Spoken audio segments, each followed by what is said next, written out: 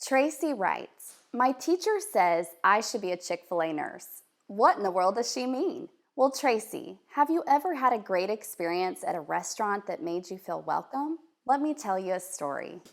For real world answers to all of your questions on nursing school and life as Dr. Wife.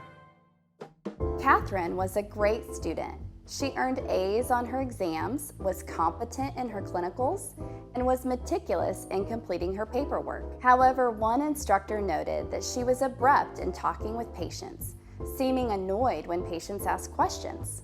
Needless to say, Katherine was embarrassed and a little alarmed at this feedback. She said she was nervous and didn't realize she was coming across this way. As an exercise, her instructor asked her to visit 2 fast food restaurants and compare her experience. The first restaurant she visited, the cashier looked down while taking her order, mumbled, shrugged, and after she paid, went right on to the next customer without a word. Katherine felt like a bother, and although she wanted extra ketchup, decided not to ask for help.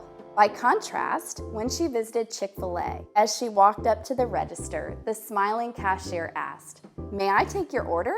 As Katherine gave her order, the cashier leaned in towards her as she talked, making eye contact and nodding in understanding. Afterwards, reading the order back, she asked if there was anything else Katherine needed, responding to her thank you with a simple, "My pleasure." The next week in clinicals, Katherine summarized the experience saying, "The Chick-fil-A cashier made me feel welcome, like she was actually excited to take my order. She thanked me.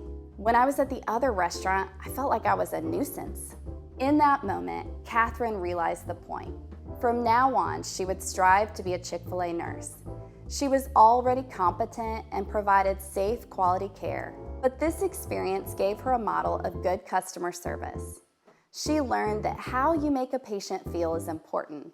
They should feel it is our pleasure to serve them. She greeted her patients with a smile each time she entered the room. She paused in her tasks and made eye contact. She listened attentively and asked questions to clarify her patients' needs. And she ended each interaction by asking if there was anything else she could do to improve her patients' comfort. Tracy, I hope this story was helpful on your journey to becoming a great nurse. If you have a friend that could benefit from this story, please pass it on. And as always, if you have a question about nursing school or life, ask Dr. White.